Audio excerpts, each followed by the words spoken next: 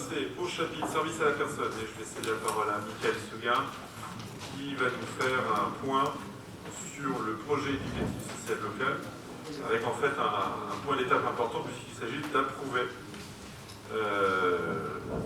les orientations qui ont été définies au fil des mois, au fil des années, dans le cadre de ce projet qui nous lie à différents partenaires comme la CAF, l'Éducation nationale et d'autres encore.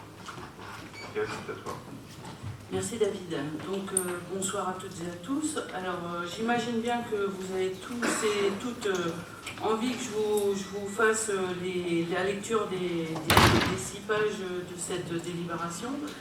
Non, donc j'ai fait un petit résumé juste pour revenir un petit peu sur l'historique.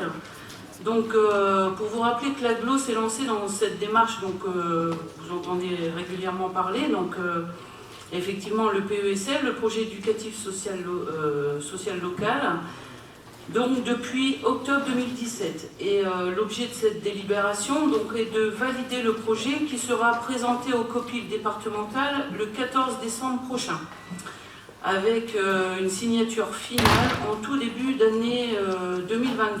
Donc on est déjà passé un petit peu en pré-commission début octobre.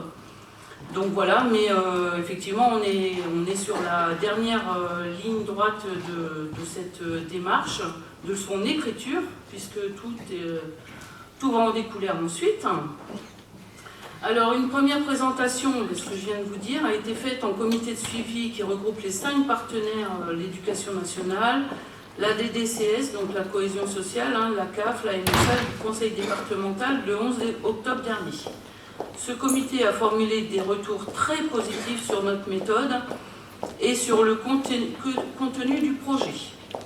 Donc, pour rappel, cette démarche politique vise à renforcer la cohésion sociale et à développer l'attractivité du territoire et s'inscrit donc parfaitement dans le projet de territoire 2018-2021. L'objet du PESL est de définir des axes d'intervention pour les 5 prochaines années en vue de développer un panier de services adapté aux besoins évolutifs des enfants, de leurs parents et des familles. Sur les thématiques, donc, je vous les rappelle, de la petite enfance, de l'enfance, de la jeunesse, de la parentalité, de l'animation de la vie sociale, de l'éducation numérique et de l'inclusion. Le PESL est ainsi une démarche transversale qui implique et associe potentiellement l'ensemble des services de l'AGLO et des acteurs locaux nécessaires à la conduite du projet. Donc, depuis le lancement dans cette démarche, un coordonnateur général a été recruté en février 2018, un diagnostic participatif a été réalisé en 2019 et le conseil communautaire a validé les grandes orientations en février 2020, donc avant ce nouveau mandat. Et nous avons effectué donc, le projet politique, puisque beaucoup d'élus d'entre vous étaient présents, ainsi que des élus communaux, donc a été élaboré au cours du premier semestre 2021. L'ensemble de ce travail a permis de faire ressortir des ambitions et des enjeux qui étaient présentés dans la note. Et ces enjeux et ces ambitions ont ensuite été déclinés en actions qui étaient également présentées dans la note. Alors quand on refait un petit peu le point, vous voyez par exemple, alors je ne vais pas vous les citer bien sûr, mais une des ambitions premières dans la petite enfance, c'était que chaque famille, où qu'elle se trouve sur le territoire de l'AGLO, doit pouvoir trouver une solution d'accueil adaptée à ses besoins et ceux de son ou ses jeunes enfants. Donc ce qui implique qu'il y ait le choix de diverses solutions. Donc effectivement, plusieurs ambitions. Alors pour les élus qui faisaient partie du projet politique, vous savez que c'était entre autres les ambitions avec les différentes gommettes de différentes couleurs qui en sont ressorties. Ensuite, donc on retrouve toutes ces ambitions dans les différentes thématiques que je vous ai citées tout à l'heure. Ensuite, on a des enjeux de société territoriale, enjeux sociaux, je pense que vous avez tout lu. Ensuite, on a fait un mix avec le tableau qui vous est présenté effectivement à l'écran. Donc, effectivement, pour les actions qui en découlent. Alors quand on vous notifie les numéros sur la droite, là, 48, 49, 50 qui sont à l'écran, c'est à chaque fois c'est une fiche action qui va être présentée dans notre PESL. Donc vous voyez par exemple quand on voit accompagner la mobilité et l'itinérance au niveau du lever des freins à la mobilité des publics en général, et la fiche ça va être soutenir les initiatives facilitant la mobilité des usagers vers des services en partenariat avec le service mobilité. Et pour les jeunes adultes, rendre lisible et soutenir les initiatives locales pour les jeunes, bourse au permis, prêt du véhicule.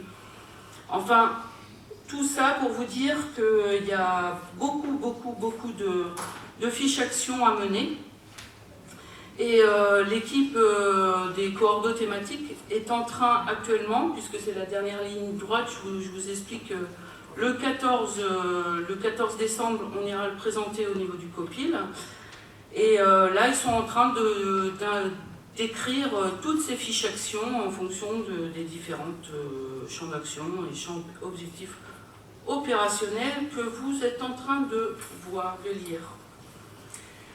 Donc effectivement, enfin pour conduire et mettre en œuvre notre PESL, il sera nécessaire de mettre en place des instances et de déployer des moyens humains et financiers qui ont été indiqués dans la note, mais pour ce soir, l'objet est bien de valider pour permettre la signature du PESL et de mettre cette délibération dans l'écriture qu'on aura à présenter le 14 décembre.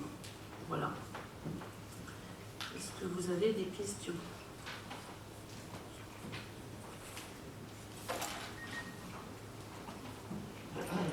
Donc on va passer au vote. Donc juste,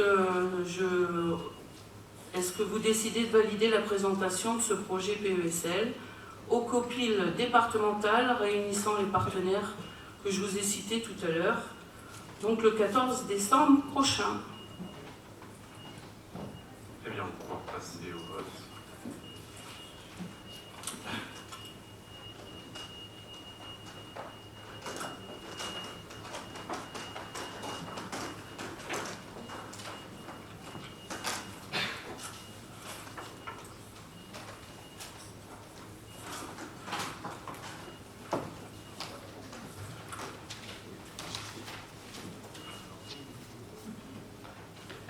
Alors, il y a Brigitte Petit-Collet encore.